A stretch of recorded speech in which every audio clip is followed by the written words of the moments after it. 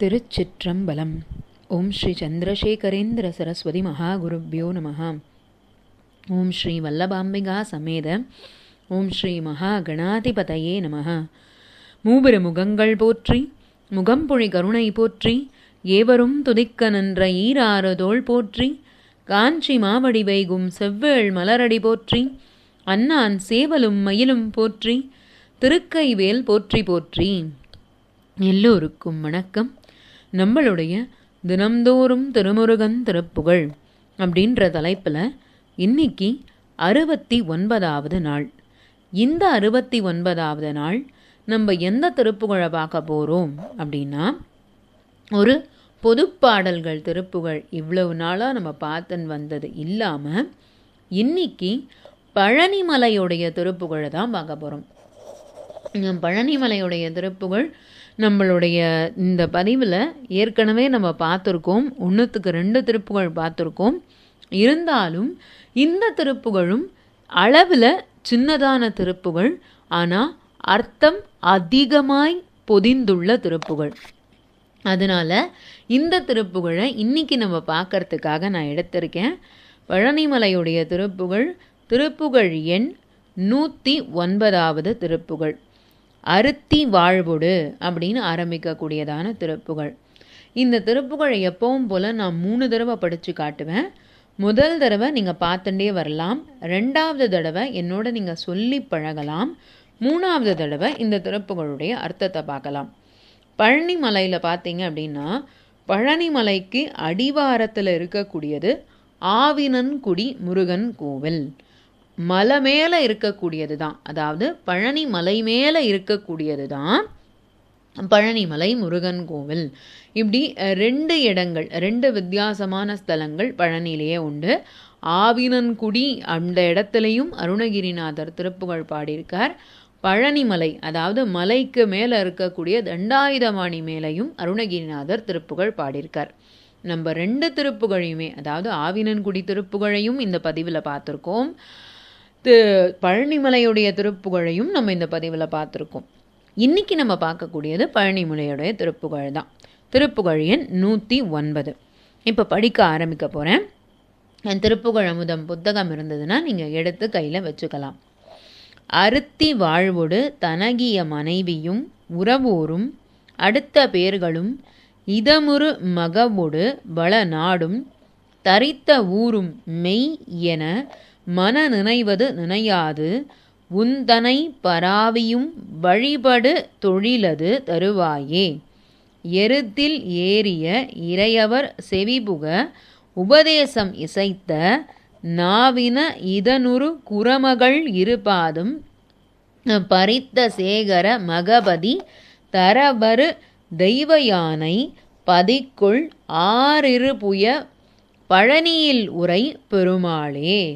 இதுதான் இந்த திருப்புகழ். இந்த திருப்புகழை நான் இன்னொரு தடவை படித்து காட்டுறேன்.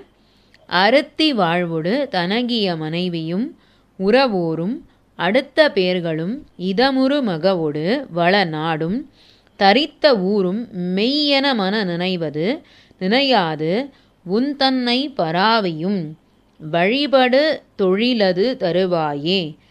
எருதில் ஏறிய இறையவர் செவிபுக உபதேசம் இசைத்த நாவின இதனுறு குரமகள் இருபாதம் பறித்த சேகர மகபதி தரவரு தெய்வயானை பதிக்குள் ஆறிருபுய பழனியில் உரை பெருமாளே. இப்போ இந்த திருப்புகழுடைய அர்த்தத்தை பார்க்கலாம். இந்த திருப்புகழுடைய அர்த்தம் பார்த்திங்கன்னா, திருப்புகழ் கொஞ்சம் பெரிதாக இருக்கிற மாதிரியே தெரியுமே தவிர அர்த்தம் ரொம்ப சின்னது தான். அருத்தி வாழ்வுடு அப்படின்னா என்ன அர்த்தம்னா, ஆசைகள் மிக நிறைந்த வாழ்வு. நம்ம இப்போ வாழறோம் இல்லையா, இந்த வாழ்க்கை. தனகிய மனைவியும், அழகான ஒரு மனைவி. உறவோரும் அடுத்த பேர்களும், உறவுக்காரர்களும், நம்மளை சுற்றி இருக்கவங்களும், நண்பர்களும். இதமுறு மகவோடு இன்பத்தை தரக்கூடிய அழகான நாம் பெற்றெடுத்த குழந்தைகளும். பல நாடும், நல்ல ஒரு அருமையான நாடு நமக்கு அமைந்திருக்கு அப்படின்னா, அந்த ஊரில் தங்குறோம் அப்படின்னா, தரித்த ஊரும் மெய்யென மன நினைவது.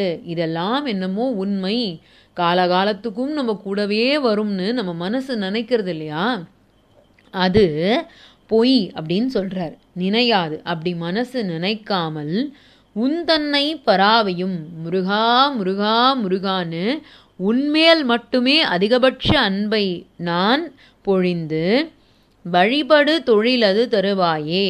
உன்னனா உண்மையான அன்போட வணங்குறனே, அந்த வணங்குறதையே எனக்கு ஒரு தொழிலா கொடு முருகா அப்படின்னு கேட்குறார். எருதில் ஏறிய இறையவர். எருதில் ஏறிய இறையவன் அப்படின்னா யாருன்னா ரிஷபத்தின் மேல் வரக்கூடியவராகிய சிவபெருமான், முருகனுடைய தந்தை.